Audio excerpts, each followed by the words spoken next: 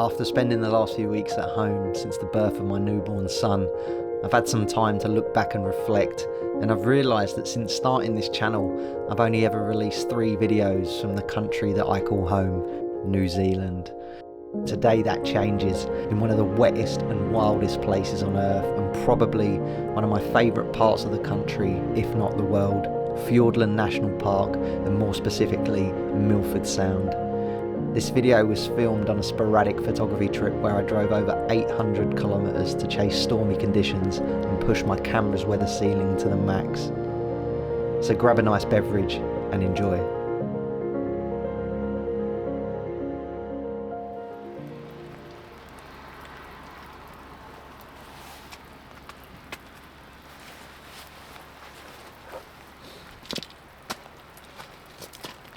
So welcome to Fjordland National Park. 800 kilometres I've driven to get here, and it was worth it. Every time I come to this place I get goosebumps. Probably my favourite part of the country, albeit the sandflies. So yeah, I've just stopped off on one of the viewpoints on the way in, and got my first signs of these towering peaks with the low-hanging cloud below, and I'm going to take 5 here, grab a few shots, and then continue further south down into Milford Sound. So good to be back.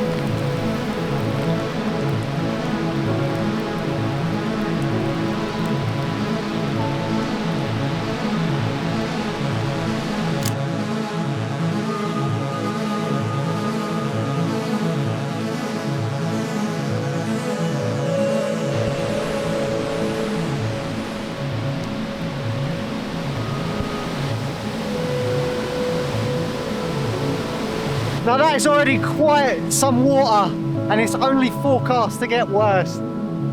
This place is truly breathtaking. It makes you feel alive. It is absolutely incredible down here. Wow, this is nature at its finest. Look at me, I'm soaked. It's going to take me quite some time to get to my accommodation tonight, that's for sure.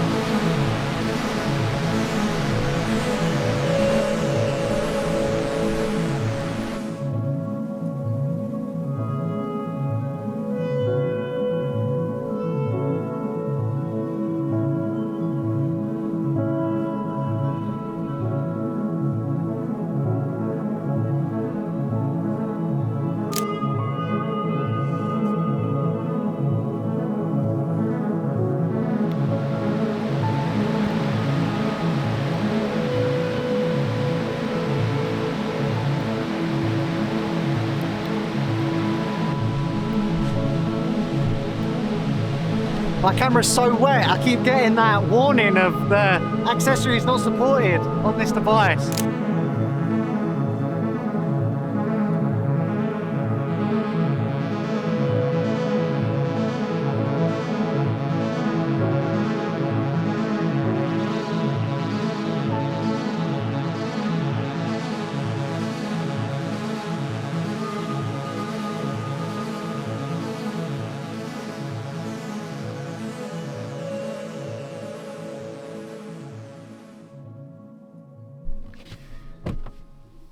So I finally made it. 24 hours on the road. I've made it to the wonderful Milford Sound Lodge. And if you guys ever come into New Zealand, you have to spend a night here. It's got amazing accommodation, bar, restaurant, and they cater for camper vans too. So that's me for the next couple of days, plotted up here, waiting for this storm to roll through. Today was amazing. As I mentioned, that drive in is just as special every single time I come. The weather changes by the minute. You get a different condition every time. You see different things every time. And yeah, I spent a way lot longer out there than I expected. I was expecting to be here about 3 o'clock, but I didn't end up rocking up probably until gone 6. So everything is soaked. It was a lot wetter than I expected. My waterproof pants that have never let me down before are absolutely drenched through. So much so that even my underwear, my socks, my t-shirt, everything was drenched. So yeah, I don't know what's gone on there, but luckily enough, I bought a few other pairs. The ZVE1, the speakers stopped working, so I can't hear any audio back. I have to wait for it to go on the laptop and just hope that it's recorded. And what else have we got? We've got my ND filter in a bowl of rice because there's moisture in between the two bits of glass. Other than that, it was a good day really. And tomorrow is going to get considerably worse. I'll probably jump on a cruise at some point as well. But for now, have some food, check out the footage and photos from today. Didn't actually shoot that many photos looking back at these. And get an early night.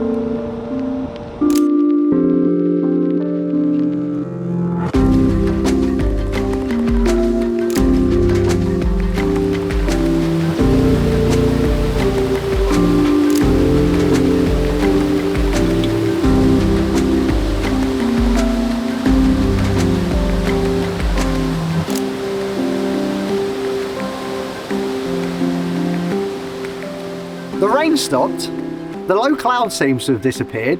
I'm not even wearing a rain jacket at the moment. That last shot on the riverbed, I drove past there about 3 or 4 hours ago and there was so much water gushing through there. I've just driven back now because I'm on my way to Milford to jump on a boat and it's like completely cleared up. And I think I managed to also catch a one frame where the sun came out through the clouds for about 3 seconds, albeit. But yeah, that was amazing. You can see the contrast and the change in this place within hours, minutes. It's insane. Like I said, I'm just on my way back down to Milford now. I'm going to jump on a boat, go out there, have a cruise about. If the weather stays like this, we could be on some magic out there.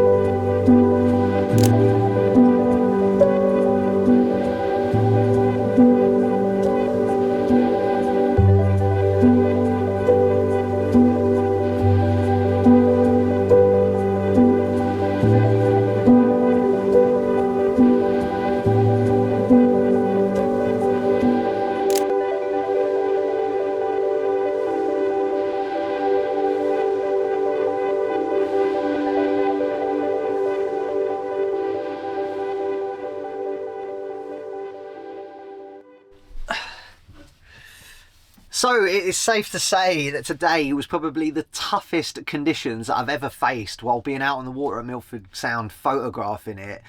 And I've been here more times than I can even count. For the first 20-25 minutes, there was pretty much zero visibility. I remember thinking to myself, like, wow, I'm actually going to walk away with nothing here. But the further out we got, it did actually start to clear up, and there were some breaks in the showers, and it created some really nice sort of like minimalistic landscapes and frames, conditions that I'd never actually seen in all my time of coming to Milford.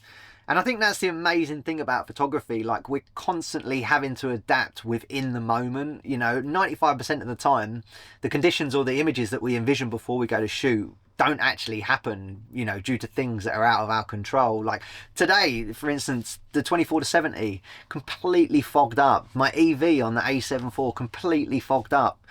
It's lucky I caught it early and I was able to switch over to the 24mm and the 100-400, and that means that I've walked away with images that I probably would never have shot because I would have just stayed on the 24-70.